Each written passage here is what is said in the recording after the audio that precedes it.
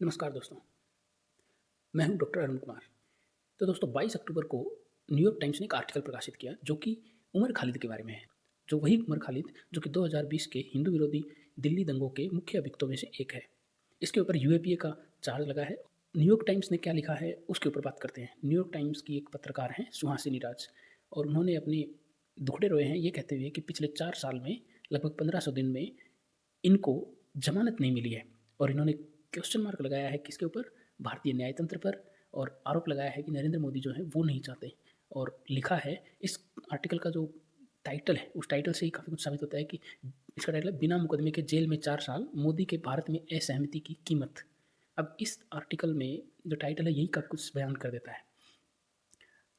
अब अगर इसके साथ साथ अगर और वामपंथी जो लोग हैं, इनके साथी जो लोग हैं जो कि भारत को, भारत की प्रॉस्पेरिटी को या फिर हिंदुओं को बिल्कुल भी पसंद नहीं करते, उनके भी कुछ कुछ ऐसे ही विचार हैं। उनका भी एक तरह से रोना धोना शुरू हो चुका है ट्विटर के ऊपर।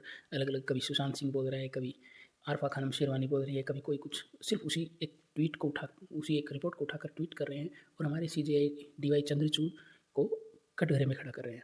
उसमें भी वो लोग क्या मेंशन कर रहे हैं? उनकी धार्मिक पहचान के ऊपर कटाक्ष कर रहे हैं, व्यंग्य कर रहे हैं। जबकि अगर सेम चीज़ उल्टी हो, ये अगर एक मुस्लिम कोई भी नॉर्मल पर्सन है उसके भी ऊपर अगर ये कटाक्ष किया जाए तो ये फिर से वही रोना धोना शुरू कर देंगे कि ये मुसलमानों का देश में जीना आसान नहीं है। और ये एक हिंदू के ऊपर ऐसा बोल रहे हैं, उसकी आइडेंटिटी, रिलीजियस आइडेंटिटी के ऊपर क्वेश्चन मार्क लगा रहे हैं, वो इनको नहीं दिखाई देता। अब वापस आते हैं अपने आर्टिकल के ऊपर जो कि न्यूयॉर्क टाइम्स में छपा है। इसमें सुहासिनी राज क्या करती है, वो अफसोस जताती है कि राजनीतिक कार्यकर्ता उमर खालिद 24 फरवरी को जो हिंदू विरोधी दंगे हुए थे, उसको 14 सितंबर 2020 को गिरफ्तारी कर ली गई थी और उसके बाद से वो जेल में बंद है। और लेकिन उसको इस बात पर मतलब बहुत ज़्यादा दुःख और दर्द हो रहा है कि उसको आज तक ज़मानत नहीं मिली है।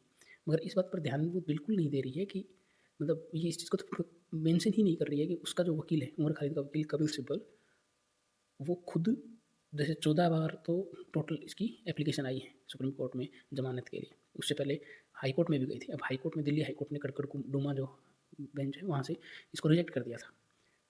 अब सुप्रीम कोर्ट में भी उसने एप्लीकेशंस लगाई, उसमें से ज़्यादातर तो खुद उमर खालिद की तरफ से उसके बिहाफ पे जो कपिल सिब्बल है उसने वो कैंसिल करवाई है। ये पब्लिक रिकॉर्ड में अवेलेबल है, आप जाके वेबसाइट पे चेक कर लो उनकी क्या रिस्पॉन्स था, क्या अपील थी। इसमें कोई कुछ छुपा हुआ भी नहीं है। मगर नहीं, इसमें इनको ख़राब करना है किसको? मोदी को, मोदी की फासिस्टनेस को। अब एक चीज़ और देखिए, अगर मोदी ने ही किया, मान लो एक बार के लिए मोदी जी ने किया, राहुल गांधी को फिर क्यों छोड़ दिया? राहुल गांधी को भी तो जेल हो गई थी सूरत के कोर्ट में। राहुल गांधी को जेल हो गई थी, उनकी वायनाड जो संसदीय क्षेत्र है वहाँ की जो उनकी पात्रता थी वो जीत गए थे, उसको भी कैंसिल कर दिया था कोर्ट ने, तो कह दिया था। और उनके चुनाव लड़ने तक भी लाले पड़े हुए थे, मगर सुप्रीम कोर्ट ने उसको भी माफ़ किया ना, उसको रिमूव किया ना। क्यों किया था? क्योंकि सुप्रीम कोर्ट को सही लगा वो, इसलिए राहुल गांधी को जाने दिया। अगर मोदी की चलती तो मोदी थोड़ी जाने देते उसको। पर जुडिशरी ही तो एक ऐसी चीज़ होती है जिसके ऊपर विश्वास किया जाता है। जब जुडिशरी के ऊपर विश्वास नहीं होता तो देश किस साइड में जाता है ये आप समझ सकते हो। इन लोगों ने अविश्वास पैदा करने की पूरी तरह ठान लिया देश के अंदर। अब बात करते हैं नेक्स्ट पॉइंट की।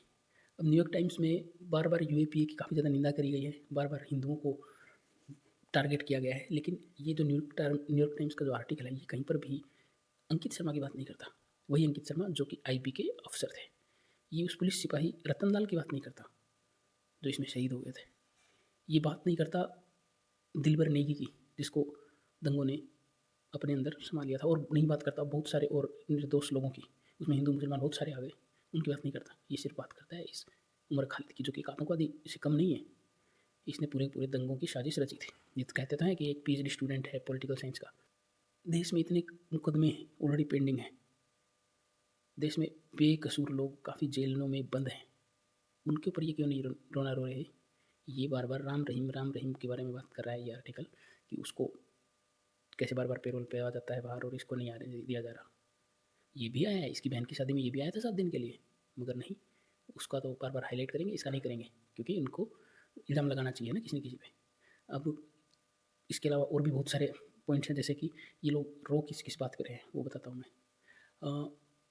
आरफम खानम शेरवानी जो है वो भी इसी बात पे कह रही है, इसी आर्टिकल को टैग करते हुए कह रही है कि सीजीआई को एक, जैसे सीजीआई ने कहा था, मतलब हमारे डीवाई चंद्रचूड़ सिंह जी ने कहा था कि जब राम मंदिर का जो सुनवाई का फैसला आना था तो मैंने अंतर्मन की आवाज़ सुनी और मुझे भगवान ने कहीं न कहीं कहा था। तो उसके ऊपर ये कटाक्ष करते हुए कह रही है कि क्या पता भगवान तुझे ये भी आके कह दे कि उसको ज़मानत दे दे। इसके अलावा ये और भी लोगों के ट्वीट्स स्क्रीनशॉट में लगा रहा हूँ, वीडियोज़ की थंबनेल्स लगा रहा हूँ। इन सब में देखिए ये सिर्फ़ और सिर्फ़ एक ही चीज़ मेंशन कर रहे हैं कि उसको ज़मानत क्यों नहीं मिली।